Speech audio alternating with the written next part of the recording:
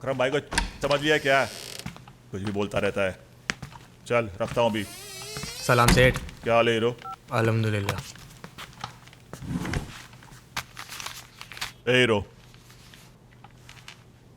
ये ले तेरी गाड़ी कमाई का पैसा, जा मौज कर। बात क्या है, आज तो बड़ा चिकना लग रही है। फोटो खींचता हूं तेरी मैं।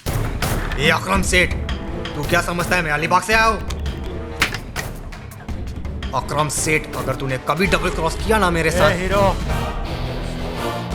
ए गोली नहीं, अंदर रख। और अगर मैं बच गया तो कोई नहीं बचेगा मेरे हाथ से। सबको मार दूंगा, कोई नहीं बचेगा मेरे हाथ से। अरे हीरो, ए हीरो हीरो, ठंडा रख। पैसा ले जा भाई, और ठंड रख। जवान खून है, बहुत जल्दी गर्म हो जाता है।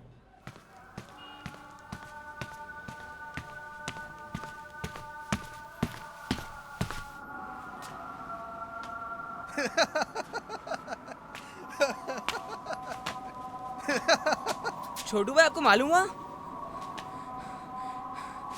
किसी रंजीत को मोटरसाइकिल से उड़ा दिया है? सुना है अस्पताल में पड़ा हुआ है। साला झाड़िया, मेरे को मालूम है ये काम अयान का ही है। नहीं छोटू भाई, अयान भाई ऐसा नहीं कर सकते। अयान ना कुछ भी कर सकते हैं, वो है ना किसी को खून भी कर सकते हैं। चुप, बकवास करता है रेडियो मिर्ची। अयान भाई को जानता है तो क्या? अरे इस उम्र में कोई खून करता है क्या? मैं ना उनसे बिल्कुल नहीं डरता, वो है ना बहुत अच्छे है।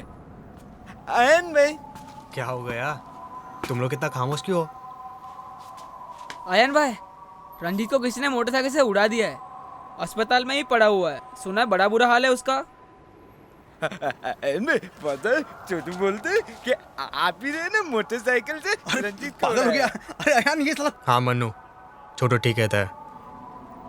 मैंने ही रंजीत को मोटरसाइकिल से उड़ाया है। मुझे अच्छी तरह याद है, मेरे अब्बू ने मरने से कुछ दिन पहले ही मुझसे यूं कहा था,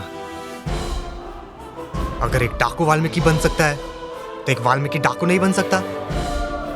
मैं इस शहर का सबसे बड़ा डाकू बनूंगा। अब कोई भी शहर में किसी के जुल्म का शिकार नहीं होगा, किसी के चेहरे पे लाचारी और बेबसी नहीं होगी जो मैंने अपने अब्बू के चेहरे पर देखी और अपनी अम्मी के चेहरे पे बरसों से देखता आ रहा हूँ, हर घड़ी। और अब अगर ये बेबसी होगी तो उन लोगों के चेहरे पे जो गलत है, जालिम है, जिन लोगों को लाश पर चलकर दौलत और ताकत हासिल करने का जो ज़हनी मर्ज है ना, उनके इस मर्ज को हमेशा हमेशा के लिए निकाल दूंगा। उन लोगों में इतना डर, इतना खौफ डाल दूंगा ना कि चाहकर भी वो इस डर और खौफ को अपने दिलो दिमाग से नहीं निकाल पाएंगे।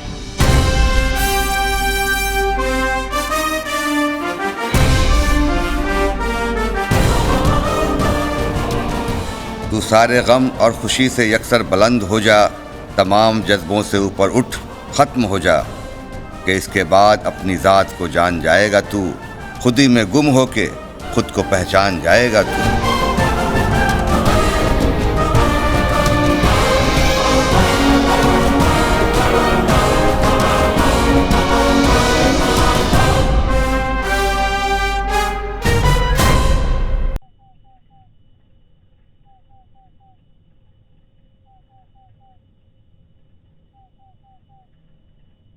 अल्लाह तो मेरे अयान की जान मान और ईमान से इज्जत करना, उसकी हिफाजत करना, आमीन। अरे आप जल्दी आ गए काम से? जी अम्मी, मुझे लगा आपकी तबीयत कुछ ठीक नहीं है। आपको पहले पता चल जाता है कि मैं बीमार पड़ने वाली हूँ, बाद में मुझे। मम्मी, आपको नमाज पढ़ते देखकर बहुत अच्छा लगता है। सोचता हूँ मैं भी शुरू कर दूँ। बेटा, जितनी ज़रूरी दुनिया है उतना ही ज़रूरी दीन है, बल्कि उससे भी ज़्यादा ज़रूरी। आपके डैडी हमेशा कहते, अमीना, इबादत दिल का संगीत है, दिल से निकला हुआ एक सुर है, एक धुन, अगर आप इस धुन को दुनिया के सारे शोरोगुल में भी सुने ना, सारी आवाज़ और सारी भीड़ में भी अगर अल्लाह को याद करें तो आपकी आवाज़ अल्लाह तक पहुंच जाएगी। कहते इंसानियत ही सबसे बड़ा मजहब है। एक अच्छा शहरी होना, अच्छी माँ, बाप, औलाद, मालिक, नौकर, सौदागर, पड़ोसी, हुक्मरां होना ही सबसे बड़ा मजहब है। हमेशा कहते हम उन तमाम मजहबों में यकीन रखते हैं जो आदमी को इंसानियत के रास्ते पर चलने की दावत देता है। बेटा, आपके डैडी ने गीता और वेदांत के अलावा भी बहुत सी किताबें पढ़ी हैं। वह हज़रत इमाम गज़ाली, हज़रत अब्दुल कादिर जिलानी, हज़रत रूमी, अल-फरीदी, एवन सेना, सेंट अगस्टस, हज़रत सादी, इन सब का हमेशा जिक्र किया करते थे। वो इन किताबों को बार बार पढ़ा करते थे और फिर उनमें से कुछ ना कुछ नोट्स बनाया करते थे। अमीना, ये जो पेजेस आप देख रही हैं मेरी डायरी में, ये उन लाखों पन्नों का निचोड़ है। बल्कि यूं समझिए कि सीधे रास्ते पर चलने का इल्म है, द एसेंस। अगर इंसान इसको पढ़ ले तो उसे किसी भी इल्म को हासिल करने की जरूरत नहीं पड़ेगी। फिर आपके अब्बू खामोश हो जाते।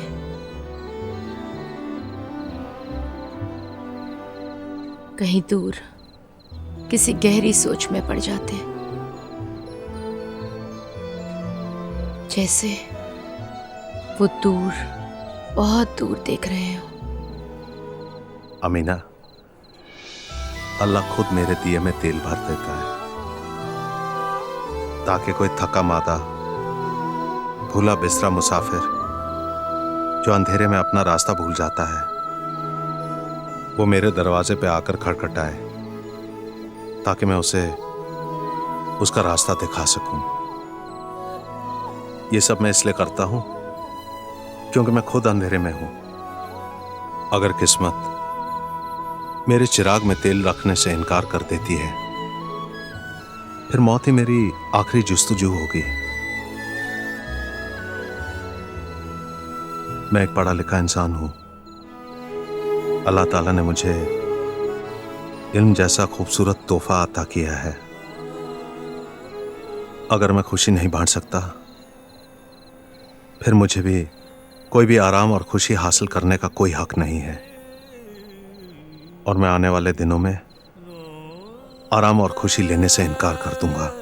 अयान, आपके डैडी अपनी तनख्वाह में से मुझे उतना ही पैसा देते जो हमारे लिए 2 वक्त की रोटी के लिए काफ़ी होता। बाकी सब गरीबों में बांट देते। कहते उस पैसे का क्या फ़ायदा जो अलमारी में बंद होकर वो किसी मोहताज के काम ना आ सके।